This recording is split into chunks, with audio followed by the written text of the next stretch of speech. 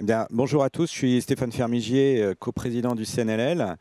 Donc on va vous parler du CRA, Cyber Resilience Act. Si vous êtes là, vous savez probablement de quoi on parle.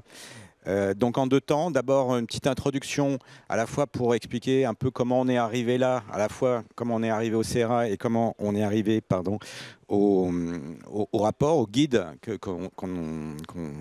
Benjamin ensuite va vous présenter en détail. Et donc, alors le CRA, vous connaissez peut-être déjà le contexte, hein, sécuriser les produits qui contiennent des éléments numériques, à la fois, enfin, en général plutôt aussi bien des produits pour les utilisateurs privés que les entreprises, au niveau européen. Hein. Et comment on va atteindre cet objectif, on aura bien sûr les détails, eh bien, en imposant des contraintes aux fournisseurs de ces technologies numériques, donc sont en grande partie les éditeurs logiciels, y compris les éditeurs ou les créateurs de logiciels libres. Et on va voir le détail de ces contraintes. Donc le calendrier a été relativement rapide puisque le premier brouillon, la première version est sortie il y a 2 ans, en 2022. Et dans un premier temps, il y a eu vraiment un choc. Hein, enfin, d'abord, les gens n'avaient pas forcément tout remarqué. Puis quand les premières personnes se sont penchées sur le texte, le premier texte, il y a eu vraiment l'incrédulité. C'est quoi ce truc, hein? Qu'est-ce qu'ils ont fait? Et un vrai mouvement de panique parce que le sentiment, c'était que c'était tout l'édifice de l'écosystème professionnel open source européen qui risquait de s'écrouler si les définitions, les contraintes, etc., tout ça n'était pas ajusté pour au moins prendre en compte la réalité des entreprises et non pas une vision un peu trop théorique que les fonctionnaires européens qui ont créé le texte à l'origine avaient en tête. Donc, il y a eu des débats assez importants. Certains acteurs de la filière open source ont été écoutés, notamment les grandes fondations, les éditeurs, etc., qu'on représente avec le CNLL un peu moins. Et au final, bon, il y a eu des débats parlementaires et une adoption cette année. Hein, l'adoption définitive, a priori, c'était ces derniers jours. Et donc maintenant, on entre dans une période de transition pendant laquelle il va falloir respecter les règles et en même temps travailler à l'élaboration de certaines règles. Donc ça aussi, on va le voir. Alors quel est l'impact, hein? Pourquoi est-ce qu'il y a eu ce mouvement de peur et de panique? Eh bien, le premier, c'est qu'on est obligé d'oublier un principe qui était fondamental dans toutes les licences open source, ou presque, qui est le principe d'absence de responsabilité. Hein. Quand on est développeur open source et qu'on n'est pas lié à un contrat de maintenance, de support, etc., avec un client, le principe, en tout cas jusqu'au CRA, c'était de dire, vous le prenez as is. Hein. En anglais, l'expression c'est as is, tel quel. S'il y a des bugs, etc., on a fait ce qu'on pouvait, mais on n'est pas responsable. Si vraiment vous voulez du support, adressez-vous à un développeur ou adressez-vous à une entreprise qui vous fournira du support. Alors, donc ça, c'est vraiment la chose qui nous a le plus terrifié. Bon, ensuite, c'est quelles sont les mesures concrètes. Donc là encore, on va voir le détail, mais quelles sont les mesures concrètes qu'il va falloir mettre en place dans les entreprises pour répondre aux attentes du législateur. De la documentation technique à mettre en place, de la gestion des vulnérabilités, la position d'un marquage CE, alors par qui, hein, donc ça c'est aussi des questions qui restent ouvertes, et puis la production d'un objet qui est peut-être mystérieux pour certains. Qui sait ce que c'est qu'un SBOM dans la salle, hein? C'est pas encore... on commence, non, c'est bien, c'est bien, c'est bien. 50-50. Donc, mais c'est vrai que c'est un objet qui reste encore un peu mystérieux pour une majorité de gens.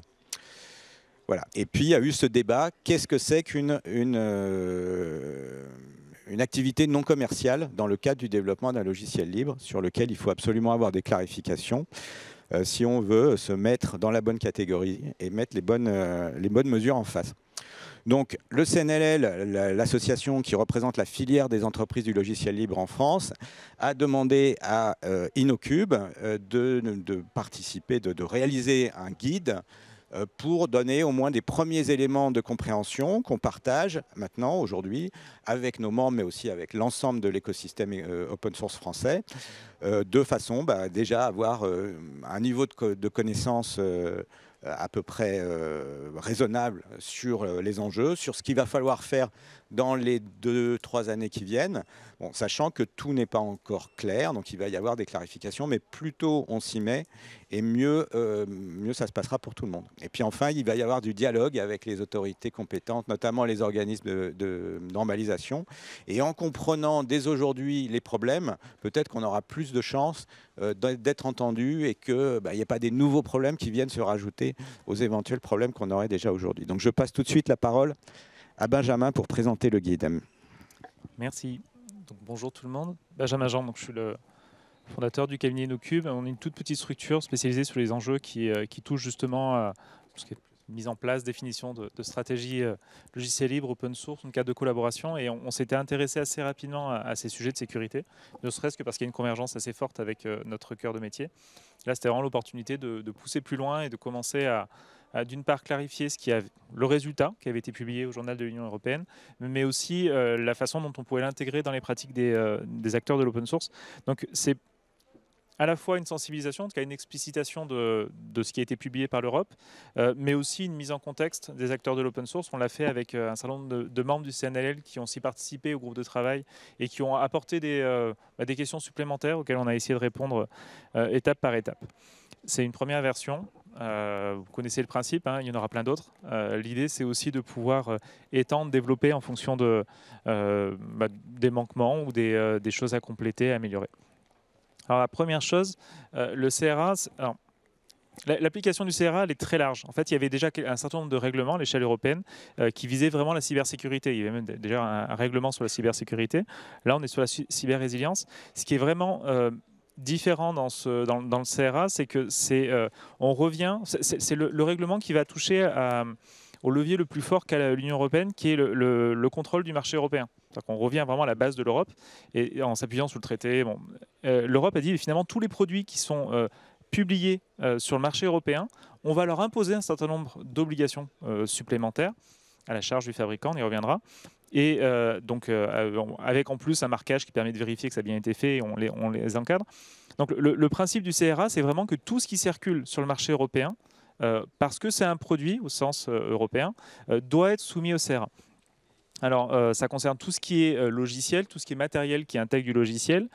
Dès lors que c'est mis sur le marché européen, c'est l'un des sujets que Stéphane a commencé déjà à introduire, et à partir du moment où ça permet une interaction avec d'autres matériels ou avec un réseau plus large. Donc dès lors qu'on n'est pas dans une boîte noire, dès qu'on est ouvert à l'extérieur, je dirais, ne serait-ce que pour une mise à jour, des choses comme ça, on va être soumis au CRA. L'un des points effectivement qui a été évoqué, c'est que vu qu'on s'appuie sur le traité européen et le fonctionnement du marché, l'élément fondamental, c'est est-ce que c'est un produit au sens économique du marché. Alors dit comme ça paraît évident, je ne sais pas.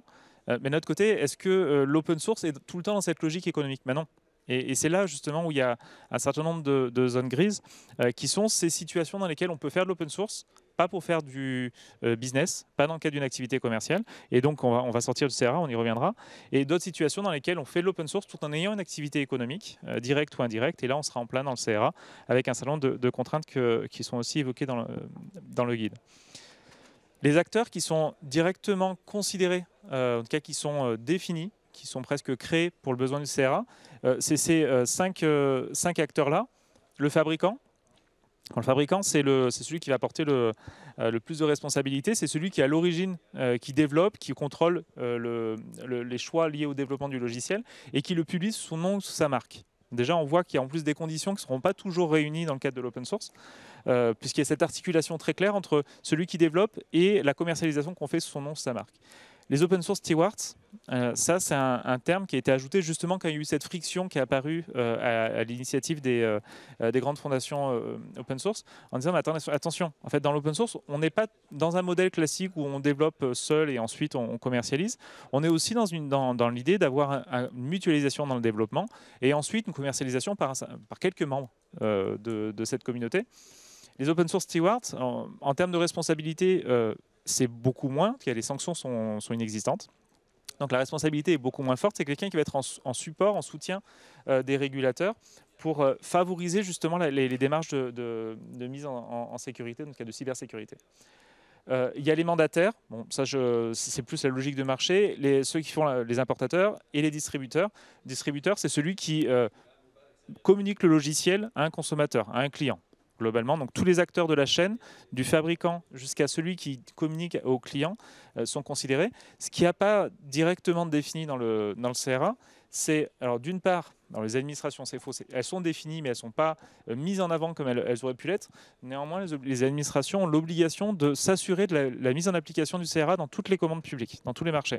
C'est-à-dire qu'au-delà de ces acteurs qui vont devoir d'eux-mêmes respecter, qui pourront être sanctionnés s'ils ne respectent pas le CRA, les administrations vont devoir intégrer dans leur marché toutes les mesures qui permettent de s'assurer que les fournisseurs et les distributeurs, voire les importateurs, si le fabricant est hors marché européen, ont bien respecté leurs obligations. Donc c'est loin d'être neutre. Et ce que le CRA ne définit pas encore, c'est tous les sous-contractants, tous les fournisseurs, même les concepteurs qu'on peut salarier ou qu'on peut faire mobiliser dans le cadre du développement de notre solution. Tous ces acteurs-là ne sont pas définis parce qu'en fait, leur responsabilité va être contractuelle. Ils vont être en lien contractuel avec l'un des autres acteurs existants qui va leur faire reposer une responsabilité qui sera dérivée de sa propre responsabilité. Ce que je n'ai pas dit, mais Stéphane l'a introduit, c'est qu'aujourd'hui, le règlement est publié au journal de l'Union européenne. Il y a tout un travail de normalisation et de guidelines, donc de définition des orientations qui permettent d'interpréter les zones grises du règlement, qui est encore en cours et qui le sera au moins pendant les 36 mois qui suivent la publication du règlement. Donc il y a certaines choses qui, alors ça ne va pas bouger dans le sens ils ne vont pas créer la loi à la place du législateur, ce n'est pas le rôle de la Commission. En revanche, ils vont vraiment interpréter toutes les zones qui peuvent être interprétées de façon à ce que ça ait du sens pour tout le monde. Bon, ça, c'est une des représentations. On a essayé dans le guide. Alors, tout est disponible en ligne. C'est le principe. Hein, c'est sous licence libre et vous avez à la fois le PDF et les sources qui sont disponibles. On a essayé d'imager, de visualiser autant que possible les différents éléments du CRA. Alors, d'une part, ça nous a permis, dans la discussion qu'on avait avec tout le groupe de travail, de plus facilement pouvoir interagir. Et en plus, ça nous permet d'avoir des ressources qui sont un peu facilitantes peut-être dans l'accès. Bon, là, typiquement, c'est un logigramme qui permet de savoir si, en fonction du contexte dans lequel on se retrouve, on distribue une solution numérique qui interagit avec le réseau, on est dans au moins une intention d'usage commercial. Est-ce qu'on est en charge du développement de la solution? Est-ce qu'on le fait sous son nom ou pas? Est-ce qu'on le distribue seulement? Et en fonction de ça, de savoir quel est le rôle qui pourrait être le sien et donc les responsabilités qui nous incombent. Bon, ça, c'est plus dense. Mais l'idée, c'était de représenter aussi différemment toutes les obligations qu'on avait dans le règlement. Il y en a énormément. Alors, un des points que j'ai évoqué, c'est qu'en fait, elles ne sont pas les mêmes selon qu'on est avant la mise sur le marché. Je suis juste en train de développer avec d'autres l'application. Au moment de la mise sur le marché, c'est là où il y a le marquage, c'est là où il y a quand même plein d'obligations qui sont à la charge du fabricant. Et après la mise sur le marché, c'est là où on va avoir les distributeurs qui rentrent en jeu, les intégrateurs. Donc les obligations sont réparties entre les différents acteurs. J'ai parlé des administrations, j'y reviens pas. Et ensuite, en fonction d'un certain nombre d'obligations, on va avoir des relations entre tous ces acteurs-là. Là, typiquement, c'est si j'ai une faille de sécurité qui est détectée, qui agit auprès de qui pour fournir quel type d'informations ou réaliser quel type d'acte. Donc, c'est les documents que vous retrouverez aussi dans tout ce qui vous est partagé. Encore une fois, l'idée, c'est de représenter sous d'autres formes et d'amener à la discussion et de voir si ça marche et si ce n'est pas le cas, de comprendre pourquoi. Donc la conférence d'avant parlait aussi des SBOM, j'ai vu. Alors je suis arrivé trop tard, donc je n'ai pas tout écouté. Mais effectivement, dans le CRA, il y a une obligation de documentation technique qui repose sur le fabricant. En fait, l'idée, c'est que le fabricant, il a un devoir de due diligence. Donc le fabricant doit prouver qu'il a fait tout ce qui devait être fait pour assurer la cybersécurité des produits qu'il met sur le marché. Bon, c'est bien de le dire, mais après, il faut qu'il le prouve. Et la manière de le prouver, c'est souvent comme ça que fonctionnent les régulateurs, c'est de lui demander un certain nombre de documents qui attestent qu'il a bien pris en compte les différentes mesures. Et dans cette documentation technique, on va retrouver aussi la nécessité de produire un SBOM. C'est-à-dire que tout fabricant doit produire un SBOM. Oui. Le SBOM, alors, en français, c'est la nomenclature des composants logiciels, je crois. C'est l'inventaire de l'ensemble des composants qui sont nécessaires à l'exécution et au fonctionnement de l'application. Ça s'utilise beaucoup dans le hardware aussi. C'est des choses. Software Bill of Material. Pardon, Software Bill of Material, désolé. Oui. Et c'est un sujet qui, dans l'open source, est assez présent et pris en compte avec des formats de type SPDX et CycloneDX qui sont assez en avance. Et ce qui est intéressant, juste pour montrer que je pense que l'open source a un pas d'avance sur ces sujets-là. SPDX, ça vient de tout ce qui est conformité open source. Donc là, c'est surtout dans le cadre d'une supply chain, donc une chaîne d'acteurs qui mène à la commercialisation d'un produit. Ils se sont rendus compte qu'on ne pouvait pas recréer la roue à chaque fois, recréer un inventaire des composants logiciels. Donc on allait s'appuyer sur ce que faisaient nos propres fournisseurs, on allait fournir à nos clients qui feraient pareil. SPDX, ça vient de toute cette dimension conformité open source. CycloneDX, ça vient de la dimension cybersécurité. Et les deux travaillent beaucoup ensemble. Les deux formats se rejoignent sur pas mal d'éléments. Juste un point, et ça, c'est pas du tout couvert par le CRA, parce qu'encore une fois, on en est qu'au début. Il y a cette obligation de faire le SBOM. Aujourd'hui, on n'est que sur un premier niveau de dépendance. Alors, je ne sais pas si c'est des choses qui vous parlent, mais quand vous développez le logiciel, vous faites appel à un certain nombre de dépendances qui elles-mêmes en fait, vont faire appel à plein d'autres dépendances. Donc, c'est-à-dire que pour un logiciel simple, vous avez facilement, en fonction des langages, de 100 à 10 000 composants. Le chiffre paraît énorme, mais en fait, c'est fréquent. Aujourd'hui, dans le CRA, on ne demande pas justement toutes ces dépendances récursives. On est vraiment que sur le premier niveau de dépendance, donc c'est pas rien, c'est pas forcément suffisant. Et il n'y a pas non plus cette idée de, au-delà de ce que vous avez utilisé pour développer, citez-nous précisément ce qui va être chippé, distribué dans le produit que vous avez mis sur le marché. Et ça, dans la manière dont on automatise la génération de SBOM, je rentre sur un détail technique, mais ce n'est pas des choses qui sont aujourd'hui très automatisables. Dans la façon dont on peut constituer des SBOM. Donc là, je pense que ça fait partie des sujets où le CRA a mis le Software Bill of Material un peu au centre en disant ça sera nécessaire, et c'est génial que des gens le fassent, mais sans vraiment comprendre, je pense, toutes les subtilités qu'il y avait derrière le SBOM et la façon dont ça allait être mis en œuvre. Les sanctions peuvent être relativement élevées. C'est un bon point. Si on prend l'exemple du RGPD il y a quelques années, ce qui a permis au RGPD donc la réglementation générale en matière de protection de données personnelles, ce qui lui a permis vraiment d'avoir aujourd'hui le respect qui lui est dû ou qui est appliqué, c'est qu'il y avait des sanctions très importantes appliquées au non-respect du RGPD. Là, c'est la même chose. C'est-à-dire que lorsque vous ne respectez pas le CRA, vous avez des sanctions qui peuvent être relativement importantes. Ça se compte en millions, c'est un pourcentage du chiffre d'affaires. Donc c'est quand même très, très élevé, avec des exceptions pour les micros et les petites entreprises, c'est pas rien, et pour les open source stewards. C'est-à-dire qu'ils ont des obligations, néanmoins les sanctions sont proportionnées à leur capacité à pouvoir appliquer effectivement tous ces éléments-là. Et après, ce que je peux dire peut-être pour finir, oui c'est ça, les dimensions vertueuses qu'il y a derrière le CRA, j'ai commencé à l'évoquer, c'est que pour moi ça va favoriser les interactions, les relations entre des fabricants qui ont un devoir d'une part de due diligence, mais donc aussi de correction des failles de sécurité qu'ils vont avoir dans les composants open source qu'ils réutilisent. Donc ils vont être dans la nécessité de corriger, mais aussi de repartager les corrections upstream, donc au projet d'origine qu'ils utilisent. Donc ça va favoriser les interactions entre des acteurs qui n'étaient pas forcément des acteurs de l'open source, mais qui utilisent l'open source, que tout le monde utilise l'open source, et les projets open source en eux-mêmes. Je me dis que c'est quelque chose qui est plutôt positif, c'est-à-dire qu'on remonte des contributions qui sont utiles, et on crée des relations qui n'y avaient pas auparavant. Avec le danger d'ailleurs de est-ce que les projets open source seront en capacité de digérer tout ça, ce qui n'est pas gagné. Donc là, ça fait partie aussi des points qui sont nécessaires à mettre sur le tapis pour voir comment on peut anticiper et rendre les choses plus efficaces. Et les autorités, il y a donc différents régulateurs, je n'ai pas détaillé ici, mais c'est dans le guide, qui sont créés ou qui préexistent et qui ont des missions qui ont un peu évolué, qui vont avoir un rôle aussi proactif vis-à-vis des communautés et des projets open source, notamment pour certifier de manière volontaire certains projets qu'ils considèrent comme suffisamment importants pour faire eux-mêmes se saisir ou s'ils ont été saisis, en tout cas, de prendre l'initiative de faire l'audit et de partager les différents audits de sécurité sur des projets open source. Je pense que c'est un point qui est intéressant. Et je crois que je finis avec celle-là, cette slide. Je disais qu'il y avait différents membres du Conseil national du logiciel libre qui ont contribué, qui ont participé aux différentes étapes de la production de ce premier guide. On a aussi essayé de voir quelle application on pouvait avoir en termes de qualification en fonction des acteurs qui étaient concernés, des modèles économiques qui étaient présents parmi les membres du CNLL. Donc là, c'est quelques exemples et c'est le résumé. Il y avait un examen un peu plus approfondi de chacun de ces différents cas. Je suis distributeur d'une solution hardware qui intègre de l'open source. Je publie une solution. Je suis éditeur d'une solution open source. Je contribue à un projet open source dans une fondation que je commercialise ensuite en Europe. Je suis intégrateur, mais je fais des modifications. J'opère du SaaS et j'utilise en interne des logiciels open source. Là où vous voyez des parenthèses, c'est que l'un des points qui est l'une des subtilités qui est intéressante, même si je ne sais pas si elle a été vraiment bien appréhendée dans le contexte CRA, c'est que si jamais vous modifiez substantiellement un logiciel, donc de manière conséquente, vous devenez fabricant. Vous prenez le logiciel d'un autre, c'est open source, c'est fait pour. Normalement, vous êtes distributeur.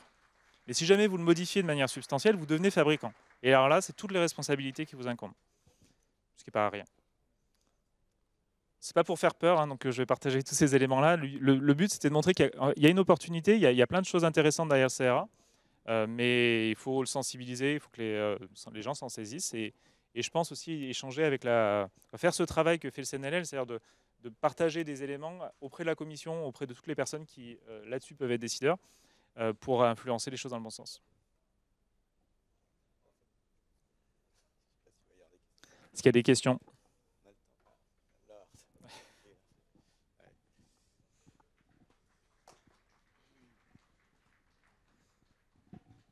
Une question rapide, Benjamin. C'est quoi une modification substantielle? Est-ce que c'est quelque chose qui a déjà été défini ou pas encore? Non, justement, ça fera partie des éléments qui certainement devront l'être. Le terme substantiel est souvent utilisé, hein. On l'a notamment en droit sui generis des bases de données, quand on modifie des bases. Donc, c'est pas pareil de faire un usage substantiel ou pas substantiel. C'est à l'appréciation des juges, mais ce qui sera intéressant, à mon avis, dans les guidelines, c'est de donner justement cette frontière un peu moins grise. Ouais. Merci Stéphane et Benjamin. Une question, tu as parlé des administrations, on a appelé ça des collectivités territoriales par exemple. Quid d'une administration qui fabrique un logiciel ou qui fait fabriquer un logiciel? Tu as parlé de celle qui achète, ça c'est normal. Elle devient fabricant et elle va payer 10 millions d'euros? Non, pour moi, il y a deux choses. Administration au sens européen, c'est tout acteur public. Donc ça, c'est le premier point. Maintenant, au sens européen, une entreprise, ça peut aussi être un acteur public dès lors qu'il est dans une activité économique. Donc la discussion, ça sera vraiment, est-ce qu'on considère que l'activité de la structure non lucrative ou de la structure de service public, est-ce qu'elle a une activité économique en tant que telle? Et si c'est le cas, elle est complètement soumise en tant que fabricant. Si ce n'est pas le cas, dans ce cas-là, il n'y a pas de mise à disposition sur le marché dans le cas d'une activité économique, donc pas d'application du CRA. Bon, et après, il y a Nice 2, il y a d'autres réglementations qui vont s'appliquer, hein, pour ces acteurs précis. Mais ça veut dire que ce qu'elles ont fait dans le cadre de leur mission de service public, peut-être entre elles, c'est en dehors du marché. Oui, merci pour cet exposé. Vous avez parlé d'une adoption récente. Ok, donc il y a pas mal de guides en cours d'interprétation de tout ça. Donc quand est-ce que ça commence les sanctions? Première question. Deuxième question, vis-à-vis de tout ce qui est communauté open source, est-ce qu'il n'y a pas un risque finalement hier on a parlé des licences open source qui basculent petit à petit sur certains exemples vers des modèles économiques un peu différents. Est-ce que ça ne va pas entraîner ce mouvement?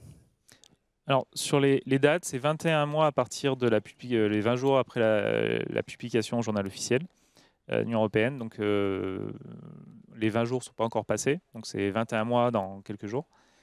Pour les obligations les plus importantes et 36 mois pour tout le reste du CRA. Ça, c'était le premier point. Et ensuite, est-ce que ça va avoir un effet sur les sociétés qui aujourd'hui font de l'open source dans un modèle plus global? Tu veux répondre? Nous, notre crainte dès le départ, c'est de dire que ça modifie substantiellement le business model d'un grand nombre de sociétés éditrices de logiciels, hein, qui diffusaient leurs logiciels. En fait, il y a deux modèles, hein, des éditeurs. Il y a le modèle des gens qui ont la version open source, community, machin, et elle ne marche pas, en gros. Et puis la version pro qui marche. Et il y a ceux qui disent, on a une seule version, vous l'utilisez si vous voulez, c'est votre problème. Si vous prenez un contrat de support, c'est mieux pour tout le monde. Voilà, chacun des deux modèles a ses avantages et ses inconvénients. Moi, j'ai quand même plutôt tendance à préférer le modèle où il y a une seule version. Et on sent que le CRA va avoir un effet disruptif sur ce business model. Oui. Je prends une dernière question, on a pris un petit peu de retard.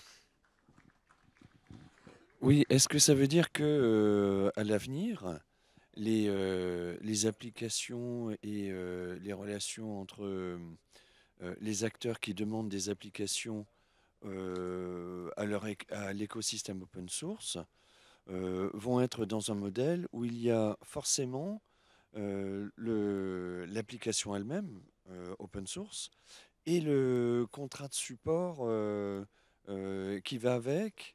Et dans ce cadre, quel est le partage des responsabilités? Je ne suis pas sûr d'avoir compris la question. J'essaie d'y répondre et vous me dites si c'est la bonne réponse. Alors, les acteurs de l'open source sont des clients. Oui. D'accord. Ces clients, eux, ce sont des manufactureurs. Ça peut arriver. Ouais. Est-ce que bon, c'est tout le temps le cas ou pas le cas? Disons qu'ils sont manufactureurs. Lorsque le manufactureur échange avec son fournisseur open source, est-ce que ça veut dire que le fournisseur open source va livrer une solution open source avec, quoi, forcément avec le contrat de maintenance? Et dans ce cas-là, quel est le partage des responsabilités en cas de cyberproblème ou de problème juridique? Alors, le premier point, j'ai commencé par la resituer dans la logique de marché, de produits sur le marché. Le CRA, il concerne les situations où on diffuse sur le marché européen un produit sous son nom ou sous sa marque. Donc là, dans le cas où vous exposez, un acteur d'open source qui fournit un fabricant qui lui-même va distribuer un produit sous son nom, sa marque, l'acteur open source, il n'est pas fabricant, au sens du CRA, j'entends. Donc il va être... Oui, en revanche, ce client qui est le fabricant va faire reposer sur l'éditeur du logiciel la majorité des responsabilités qu'il y a au titre de la due diligence, ainsi de suite. Mais c'est lui qui sera responsable. Après, il se retournera contre son prestat. Et il y aura, en fait, il y a toute une articulation contractuelle qui est encore théorique, parce qu'elle n'a pas été mise en œuvre. On voit ce que ça peut donner dans d'autres contextes, mais là on ne l'a pas encore. Et je pense qu'effectivement, dans l'open source, ça sera plus complexe que... Il y aura un peu d'originalité et d'innovation. Merci beaucoup pour la présentation.